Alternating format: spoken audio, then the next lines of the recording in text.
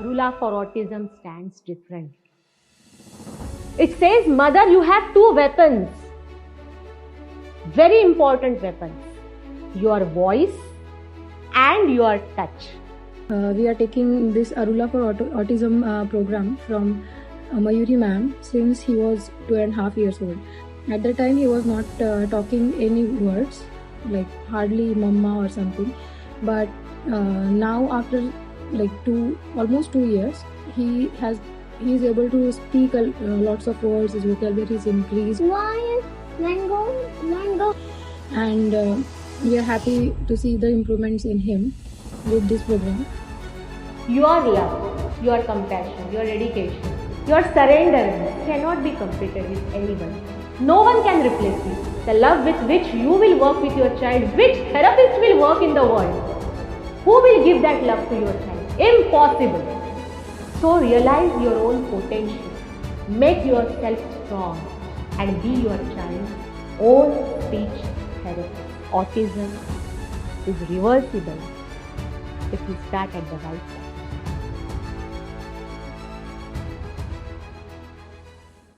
हरिओम श्रीराम अंबज्ञ. मी मयुरी रामदासी, जागतिक वाचादोष तज्ज्ञ, संस्थापिका अरुला for autism आणि एक अत्यंत अभिमानी ऑटिझम आई. आपल्या सगळ्यांचं स्वागत करते मिनिट्स ऑफ मदरहुड अर्थात मॉम या माझ्या पॉडकास्टमध्ये, ज्याला सौजन्य लाभलं आहे अरुला फॉर ऑटिझम या अप्रोचचं. अरुला प्रत्येक आईला समर्थ आणि सक्षम बनवणारा अप्रोच तिच्या ऑटिस्टिक बाळाला डेव्हलप करण्यासाठी, असा जागतिक दर्जाचा अप्रोच. तर मंडळी, तुम्हा सगळ्यांना कल्पना आहेच आहे की नक्की प्रयोजन काय आहे हे या मॉम या पॉडकास्टचं. प्रत्येक आईचा प्रवास, मग ती तुमच्यातली माझ्यातली एक सामान्य आई, आपला अभ्यास पूर्ण करताना, आपलं करिअर सांभाळताना, आपल्या बाळांना वाढवणारी, त्यांचं पालनपोषण करणारी, त्यांना घडवणारी अशी आई. तर आज आपल्या या पॉडकास्टमध्ये मॉममध्ये स्वागत आहे डॉक्टर वृंदा कोलते यांचं. नमस्कार डॉक्टर. नमस्कार मयुरी. डॉक्टर वृंदा कोलते या पेशाने डॉक्टर आहेत. आपल्या मुंबईत लोकमान्य टिळक म्युनिसिपल हॉस्पिटलमध्ये, म्हणजेच ज्याला आपण ओळखतो अगदी सहजपणे ते म्हणजे सायन हॉस्पिटल, या सायन हॉस्पिटलमध्ये त्या शरीरक्रियाशास्त्र अर्थात फिजिओलॉजी या डिपार्टमेंटमध्ये प्राध्यापिका आहेत. आज त्यांचा हा करिअरचा त्यांचा प्रवास, त्यांच्या या पूर्ण वाटचालीचा जो वाटचाल जी म्हणतो आपण त्याला 18 वर्ष पूर्ण झालेली आहेत. तर आज आपण सुरुवात करतोय वृंदा कोलते यांच्याशी भेटीगाठीला. तर डॉक्टर वृंदा, मला प्रथम जाणून घ्यायचंय की या डॉक्टर वृंदा कोलतेंच्या आधीचा, तो डॉक्टर होण्याआधीचा प्रवास, म्हणजे बालपणातली एक त्यांचं बालपण, नंतर ही छोटीशी वृंदा कशी मोठी होत गेली आणि मग डॉक्टर बनेपर्यंत तिचं स्वप्न कसं पूर्ण झालं, हे मला जाणून घ्यायचंय तुमच्याकडून. नक्कीच. म्हणजे माझा जन्म माहीम या भागात झाला, पण त्यानंतर बरंचसं बालपण माझं लालबागमध्ये गेलं. म्हणजे लालबाग परळसारख्या कामगार वस्तीत मध्यमवर्गीय, म्हणजे सुखवस्तू कुटुंब होतं, पण मध्यमवर्गीय घरात वाढलेली मी मुलगी. बालमोहन विद्यामंदिर या शाळेत माझं शिक्षण झालं. शाळेचे संस्कार खूप मोलाचे ठरत आहेत. आणि सुरुवातीपासूनच अभ्यासू वृत्तीची आणि अशी हुशार मुलगी. आम्ही 3 भावंड, म्हणजे मोठा भाऊ आहे, धाकटी बहीण आहे, पण तरी अगदी सगळेजण म्हणतात की तिघांमध्ये सगळ्यात गुणी म्हणजे मी वृंदा. असं शांत अभ्यास करणारी आणि मनमिळावू असंच होतं. थोडक्यात नमूद म्हणजे अगदी विशेष उल्लेख करायचं म्हटलं तर 10वीला बालमोहन विद्यामंदिर शाळेतून मी बोर्डात आलेले. अरे वा. तर बालमोहन शाळेतनं दरवर्षी अनेक म्हणजे 10-12 विद्यार्थी नेहमीच बोर्डात येत असतात. पण लालबागमध्ये मला वाटतं गेल्या कित्येक वर्षात बोर्डात कोणी आलेलं नव्हतं. म्हणजे चाळीत राहून, चाळीत अभ्यास करून लालबागमध्ये गुणवत्ता यादीत आल्यामुळे लालबागची मंडळी भयंकर खुश झालेली. आणि लालबागमध्ये त्याही अनेक राजकीय पक्ष, लालबाग परळ म्हटलं तर अनेक गणेशोत्सव मंडळं तिकडे अगदी. आहेत. तर सगळ्यांनी इतका कौतुकाचा वर्षाव केला, म्हणजे इतके सत्कार तेव्हा होते. म्हणजे अगदी आमच्या सगळ्या चाळीलाही अप्रूप होतं, की रिझल्ट लागल्यानंतर सांगू तुला मयुरी, साधारणतः आठवडाभर म्हणजे माझी आई पहाटे 8:00-8:30 पर्यंत स्वयंपाक उरकून घ्यायची. कारण 8:30-9 नंतर जे सत्कार करणाऱ्यांसाठी, मग राजकीय मंडळी असो किंवा समाजातले जे कोणी प्रतिष्ठित व्यक्ती असो, त्यांची जी रांग लागायची ती अगदी रात्री 10-11 पर्यंत कोणी ना कोणी येऊन सत्कार करत अरे असायचे. बापरे! त्यामुळे ते एक असं एक छान काय म्हणू आपण त्याला, ते एक यश मिळालं आणि जेणेकरून माझ्यापेक्षा माझ्या आई-वडिलांना आणि सगळ्यांना खूप मोठं त्यात समाधान मिळालं असं. आणि मग नंतर 11वी-12वीला रुपारेलमध्ये शिक्षण झालं.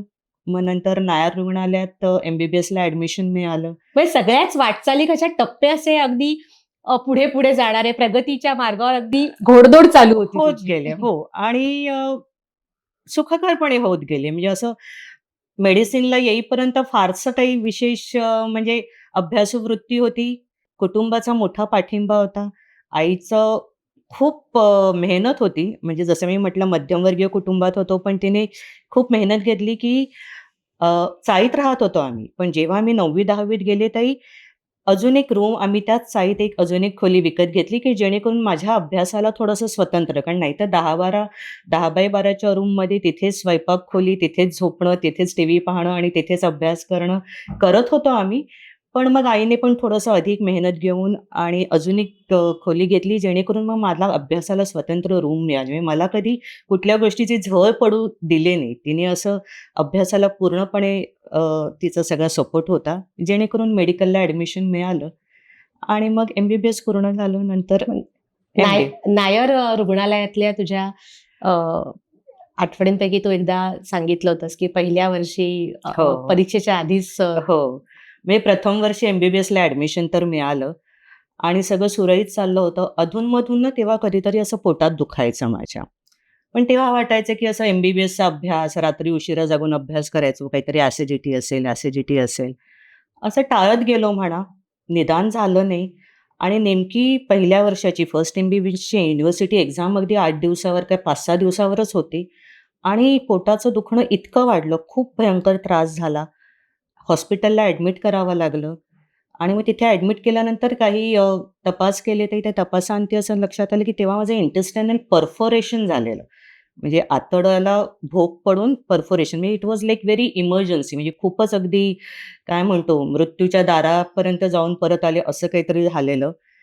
मग इमर्जन्सीमध्ये मला तिथून छोट्याशा नर्सिंग होममध्येच मला ॲडमिट केलेलं. मग तिथून जसलोक हॉस्पिटलला शिफ्ट करण्यात आलं आणि नेमका तो दसऱ्याचा दिवस होता. मी तेव्हा ना पटकन सर्जन पण तितकंसं पटकन अवेलेबल होत नव्हते. पण सुदैवाने म्हणा डॉक्टर शरद शेणाय म्हणून ते दसऱ्याच्या दिवशी माझं सर्जरी झाली आणि मी त्यातनं वाचले. पण ह्या सगळ्यात माझी प्रथम वर्षाची परीक्षा मात्र हुकली. जवळ-जवळ 20 दिवस मी हॉस्पिटलमध्ये होते आणि मग मी दसऱ्याला ऑपरेशन झालं आणि दिवाळीच्या आदल्या दिवशी घरी आले मी.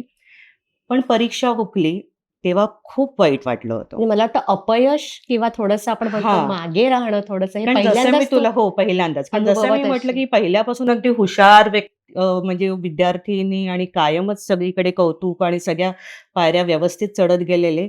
पण मग तिथे असा एक पहिला धक्का बसला, की आता माझे बरोबरचे सगळे मित्र-मैत्रिणी तर पुढे जाणार आणि मग मी थोडंसं कॅज्युअल बॅचमध्ये राहणार. म्हणजे मी अगदी आय-सी-यूमध्ये बसून तोच विचार करत बसायचे, की आता कसं होणार? मग ते एक सायकॉलॉजिकली फार मोठा मला धक्का होता.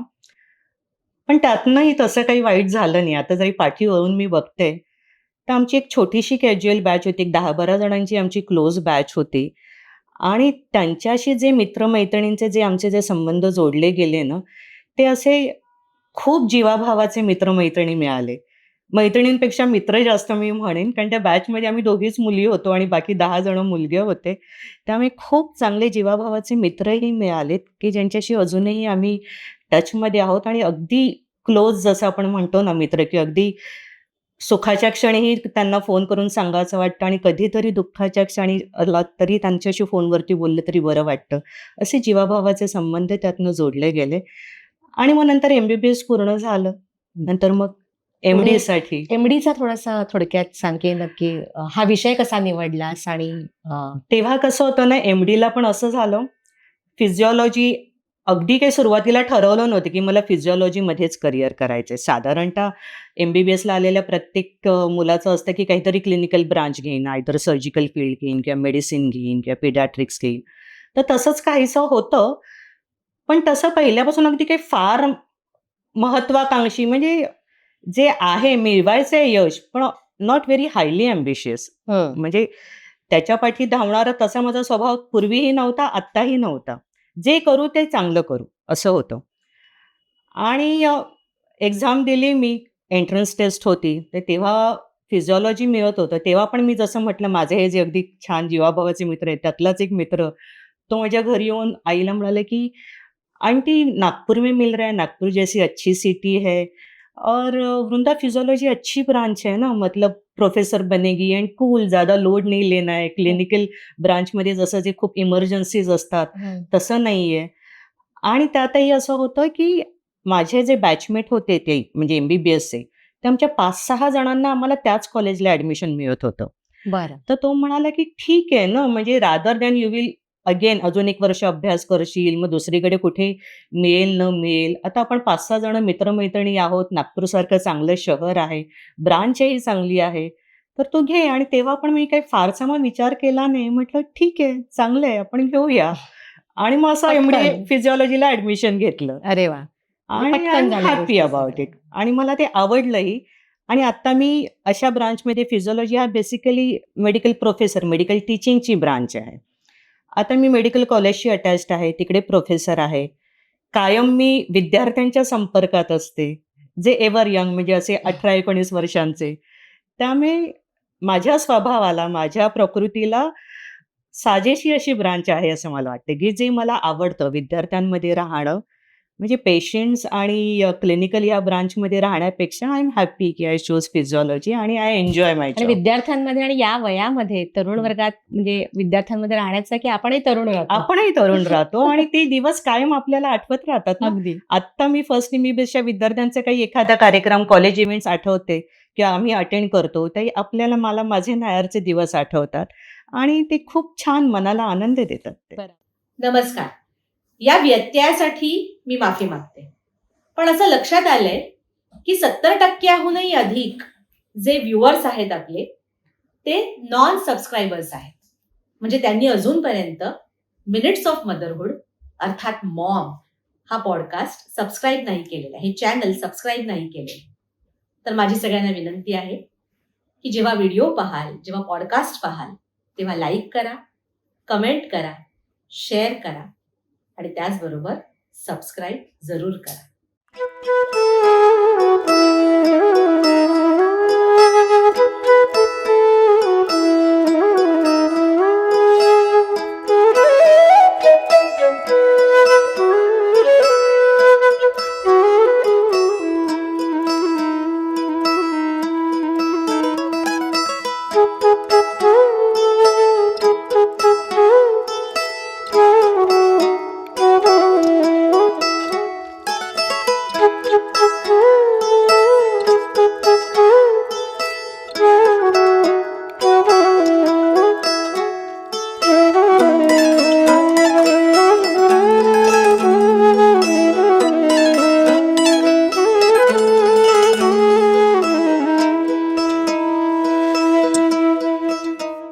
याच गप्पांमध्ये जरा हम्म. पुढचा विषय जो खूप महत्वाचा आहे तो म्हणजे लग्नाचा, की साधारण लग्न किंवा तो डिसिजन किंवा साधारण कधी झालं आणि मग कसं जुळून आलं थोडक्यात म्हणजे तेही ऐकायला आवडेल आम्हाला.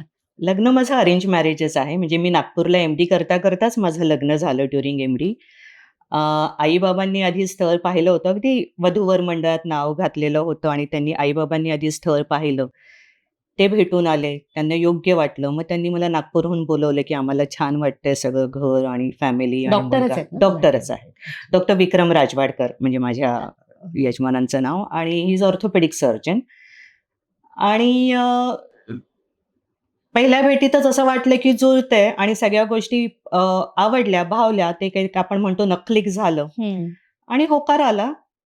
पण त्यात पण थोडंसं एक ट्विस्ट मग नंतर पुढे असा आला, he is being in surgical field. आमचं लग्न ठरलं 17 मेची तारीख ठरलेली होती. सगळं हॉल बुकिंग, केटरिंग वगैरे सगळं झालेलं आणि अगदी लग्नाच्या आधी एक समजा 8-10 दिवस आधी विक्रमला हिपॅटायटिस बी असल्याचं निदान झालं, डायग्नोज बापरे. झालं. तो सर्जिकल फील्डमध्ये एकदा सर्जरी करताना काही दिवसांपूर्वी हिपॅटायटिस बी पॉझिटिव्ह पेशंटचं असं झालेलं होतं की आर्टरी कट झाली, स्प्लॅश झाला आणि रक्त त्याच्या डोळ्यात उडालेलं होतं.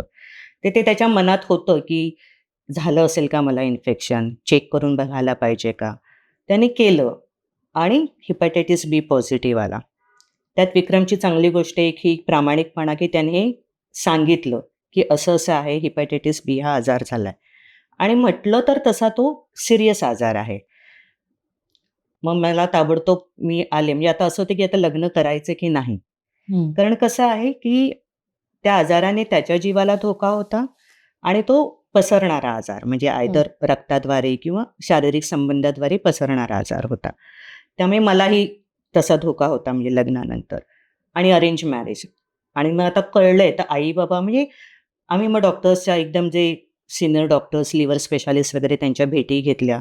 सगळ्यांनी हे काउन्सिल केले की तो होईल बरा, पण मग तुम्ही आता लग्न अगदी थोडक्यात करा, ठराविक घरच्या मंडळींबरोबर करा, नंतर काही फार कुठे जाऊ नका, पूजा वगैरे घालू नका.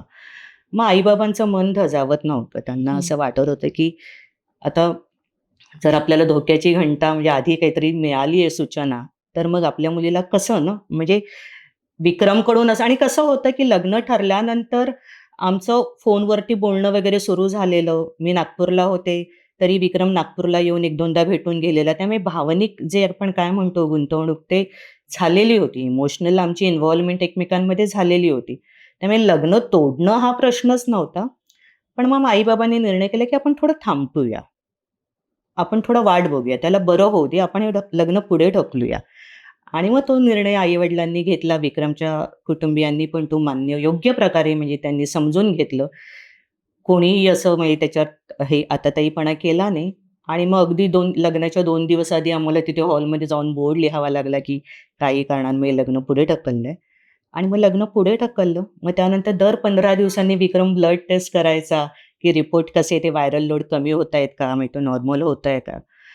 आणि फोनवरती मग मी परत नागपूरला परतले. फोनवरती आमचं एकमेकांना मॉरल सपोर्ट देणं वगैरे हे सुरूच होतं. आणि 3-4 महिन्यानंतर विक्रमचे रिपोर्ट सगळे नॉर्मल आले. अरे वाह! आणि मग नंतर ऑगस्टमध्ये आमचं लग्न झालं. वाह! म्हणजे चांगलाच म्हणजे हे खरं शिकण्यासारखं आहे या हो. अनुभवातून. आत्ताच्या काळात आपण जे बघतोय आपण असा दोष द्यायचा नाहीये, पण एक साधारणतः एक उथळ रिलेशनशिप्स म्हणतो किंवा हो. नातेसंबंध असे जुळत हो, चाललेले हो, हो, की हो. जिथे सगळा पूर्णपणे एक हे असतानाही स्कोप हं. की हे आपण टाळूही शकतो किंवा हं. हे लग्न मोडूही शकतो हं. म्हणजे आणि ते केलं असतं तरी कोणी काही दोष दिला बरोबर, नसता. बरोबर. पण त्यातही एक भावनिक गुंतवणूक हं. तू जी म्हणालीस की भावनिक बंध जुळलेले हं, होते हं, हं. आणि हे म्हणजे खरंच आत्ताच्या या काळात प्रत्येकाने तुझ्याकडून खरं शिकण्यासारखं आहे. या हं. अनुभवातून तुझ्या हो, शिकण्यासारखं आहे की हो. भावनिक बंधांना किती महत्व बरोबर. दिलं पाहिजे. हो. एकदा आपण हम कहते हैं ना की दिल दिया तो दिया, बरोबर. एक बार दिया जाता है. हो, हो, तो हो. वैसा हो, असं हो. काहीतरी तुझ्या बाबतीत खरंच मला हो. खूप आवडला हा अनुभव आणि हं. त्यातून विक्रम सरांची चांगली रिकव्हरी झाली आणि हं. नंतर सगळंच मंगल झालं. नंतर ते सगळं ठीक त्याच्यामुळे झालं. छान वाटलं. हं. आता येऊया आपल्या खऱ्या मुद्द्याकडे. हं, हं. या पॉडकास्टचा जो प्राण आहे मी म्हणते तो म्हणजे तुझा हा मातृत्वाचा प्रवास हं, हं, हं. की आता डॉक्टर त्यात पोस्ट ग्रॅज्युएशन झालेली एक डॉक्टर हं. मग मला वाटतं नोकरी लगेच त्यावेळेस हो, म्हणजे लागलेली पोस्ट असेल. ग्रॅज्युएशन नंतर लगेच मग नोकरी असलेली हं. आणि मग नंतर बाळाचा निर्णय त्यानंतर मग थोडंसं त्याला लागून आलेले काही चॅलेंजेस किंवा काय हे तुझ्या मनाने मला सांग जरा कसं वाटतं. राधिका पण ना माझ्या मोठ्या मुलीचं नाव राधिका. म्हणजे नागपूर हे ना माझ्यासाठी फार लकी ठरलं. म्हणजे जसं मी तुला मगाशी बोलता बोलले, की एम-डी करताच माझं लग्न झालं आणि एम-डी करताच राधिकाही झाली. हो का? म्हणजे नागपूरला असतानाच फिजिओलॉजी तसं म्हटलं ना, तर तसं जसं मी मगाशी म्हटलं तसं लाईट ब्रांच आहे. हं. आणि प्रेग्नन्सी प्लॅन नव्हती, पण झाली. थोडंसं आई-बाबांना टेन्शन आलंच आम्हालाही आलं, की अरे आता तर अजून MD व्हायचंय आणि झाली प्रेग्नन्सी. पण ताई वय काहीतरी 28-29 होतं. डॉक्टरांना भेटलो, तर डॉक्टर म्हणाले, की "you go ahead with it." कारण म्हणे आता तुम्ही 29 वर्षाचे आहात आणि मग असं अबॉर्शन वगैरे it is not advisable. This is right time. आणि नशिबाने तू अशा ब्रांचमध्ये आहेत, की जिथे काही तुला खूप इमर्जन्सीज किंवा काही नाही. There is a fix duty hours म्हणजे फिक्स रेसिडेन्सीमध्ये पण आम्हाला फिक्स आवर्स असतात. असे काही इमर्जन्सी नाही आहेत. तर होऊन जाईल सगळं. आणि आई-बाबांचा खूप सपोर्ट मिळाला. म्हणजे अगदी तुला सांगू माझे आई-बाबा दोघंही नागपूरला माझ्याकडे म्हणजे जेव्हा थोडंसं प्रेग्नन्सी एक 5-6 महिने झाल्यानंतर ते दोघं माझ्यासाठी नागपूरला येऊन राहिले होते. आणि मग त्यांनीच पूर्ण सगळी जबाबदारी माझं खाणं-पिणं असो वगैरे ह्याची काळजी घेतली. डिलिव्हरीनंतरही बाळाला सांभाळण्यासाठीही माझे आई-बाबा तिथे नागपूरला होते. आणि छान झालं म्हणजे खरं सांगू आमच्या नागपूरच्या आता नागपूरला हॉस्टेलमध्ये ना रेसिडेन्सीला तसं बऱ्यापैकी मुबलक जागा असते. असं मुंबईसारखं काही तिकडे जागेचा तुटवडा नाही. त्यामुळे एक माझी रूम, माझ्या आई-बाबांसाठी एक वेगळी रूम, मग माझी धाकटी राधिका आई-बाबांच्या रूममध्ये झोपायचे, मी अभ्यास करायचे. माझ्या बाबांना गाण्याचं खूप आवड होती. त्यामुळे बाबा छान गाणी गात तिचं मनोरंजन करायचे आणि मग त्या हॉस्टेलमध्ये पण इतकं एक असं कौटुंबिक वातावरण झालेलं ना, हॉस्टेलचे पण जे माझे मित्र-मैत्रिणी त्यांनाही इतकं छान वाटायचं, की काका गाणी गातायत आणि मग आई काही-काही म्हणजे स्वयंपाकात करायची. मग ते विद्यार्थ्यांनी रेसिडेंट्सना पण काही खाऊ घालायची. त्यामुळे ते नागपूरमध्ये पण छान सगळं राधिका मला जन्माला आली. मला अतिशय असं कल्पना म्हणजे ते प्रसंग असे डोळ्यासमोर दिसतायत, हो. की ते बाळ आजोबांच्या मांडीवर गाणी ऐकतंय, मग हो. आई अभ्यास करतीये आणि हो. मी खरंच सांगते तुला म्हणजे मला कधी-कधी या विषयावर ज्यावेळेस बोललं जातं ना, की आत्ताची जी पिढी आहे, हं. ती म्हणते, की आम्हाला करियर आधी पर्स्यू करायचंय किंवा अ, ब आधी सगळं सेटलमेंट म्हणजे अजूनही मला ते शब्दाचा अर्थ अजून उमगलेला नाहीये, की या पिढीला नक्की आम्हाला सेटल व्हायचंय, हे जेव्हा हं. म्हणतात. म्हणजे हं. सेटलमेंट नावाची गोष्ट काय असते? हं. म्हणजे नेमकी माझे एक फार प्राध्यापक होते म्हणजे ज्येष्ठ प्राध्यापक. ते नेहमी मला म्हणायचे, की ऐकायला छान काय वाटतंय, की 26व्या वर्षी घर आणि 36व्या वर्षी मूल, हं. की 26व्या वर्षी मूल आणि 36व्या 36 वर्षी घर. वर्षी. काय चॉईस कसं वाटतं ऐकायला? बरोबर. काय जास्त छान वाटतं? बरोबर. म्हणजे अर्थात योग्य वयात मूल मूल झालेलं, झालेलं. बाळ बरोबर. झालेलं आणि थोडी आपली ताकदही असते हो, सक्षमपणे हो, हो. सांभाळायची. हो, हो. तर अशा वेळेस तू हा निर्णय घेतलास हो, हो. आणि तो निभावून नेलास. म्हणजे हो. तुम्ही दोघांनीही तो निर्णय हो, घेऊन हो. निभावून नेला. हो. खरंच खूप छान वाटतंय हो. ऐकण्यासाठी. आणि ते योग्य वेळी मुलं होणं आणि म्हणजे सर्वच माइलस्टोन्स म्हणजे लग्न, मूल, करिअर हे सगळं योग्य वेळी कारण ते वयाचा खूप फरक पडतो. म्हणजे त्या वयात थोडं आपण केलेलं आपण सगळं करू शकतो. तेव्हा ती ताकद असते. बरोबर. आत्ता तुम्ही 35 नंतर मग तुम्ही म्हणाल, की तेव्हा करिअर तर तेव्हाही असणार आहे. चॅलेंजेस तेव्हाही असणार आहेत. आणि मग नंतर मूल होणं आणि मग नंतर तुमचं मूल मोठं कधी होणार? आता माझ्या दोन्ही मुली तशा इंडिपेंडंट आहेत. We are also fit. मी त्यानंतर आम्हाला जरा दोघांना काही कुठे फिरायचं जायचं म्हटलं, काही निर्णय घ्यायचे म्हटले, तर मग ते आमचं आम्ही करू शकतो ना. त्यामुळे योग्य आई व्हायचं की नाही हा वैयक्तिक प्रश्न आहे. पण जर व्हायचं असेल, तर ते योग्य वेळी झालेलं बरं. आणि कुटुंब असतंच ना आपल्या मदतीला. म्हणजे कुटुंब ते आपली कल्पनाच ती आहे ना कुटुंबाची. त्यामुळे आई-वडील हे कायम असतात. माझे आई-बाबा माझ्यासोबत असते. माझ्या मुलींबरोबर मी असीन. पण या तुझ्या स्टेटमेंटवर तरुण मुली आत्ताच्या म्हणतील, की हां. कुटुंब मदतीला असतं कुठे? हं. आमच्या पाठीशी काय आहे? आम्ही हं. कसा निर्णय घेऊ? पण हं. मला असं वाटतं, की थोडी जुळवणूक दोन्ही हं. बाजूने करता आली हं. पाहिजे. हं. म्हणजे हं. जे ज्येष्ठ नागरिक आहेत, हो. मग ते सासू-सासरे असोत हो. किंवा आई-बाबा हो. असोत हो. किंवा त्यांनाही ती थोडीशी ॲडजस्टमेंट म्हणजे हो. दोन्ही बाजूंनी जर छान ॲडजस्टमेंट केली आणि बरोबर. त्या होऊ घातलेल्या आईला हो. किंवा त्या तरुण स्त्रीला जर सपोर्ट मिळाला, की बरोबर. बिनधास्त गं पुढे जा तू, बरोबर. निर्णय घे, आम्ही आहोत तुझ्या पाठीशी. बरोबर. तर मला वाटतं असं फार कमी होईल, की मुली निर्णय घ्यायचं हं. टाळतील किंवा बरोबर. पुढे ढकलतील किंवा काय. नक्कीच. मला असं वाटतं हो, म्हणजे जेन्युइनली नक्कीच. मला असं हो. वाटतं. बरं याच विषयावर जरा पुढे जाऊया. मग हे बाळ आता एका राधिकाचा तर तू बोललीस. मग दुसऱ्या बाळाचा विचार एवढं म्हणजे हं. करिअर चालू होतं, नोकरी हं, चालू आहे. हं, तर मग हा दुसरा विचार कसा आला म्हणजे कधी कधी केला आणि मग त्यांना हं. दोघींना मग आता एकत्र वाढवताना कसे चॅलेंजेस हं. फेस केलीस?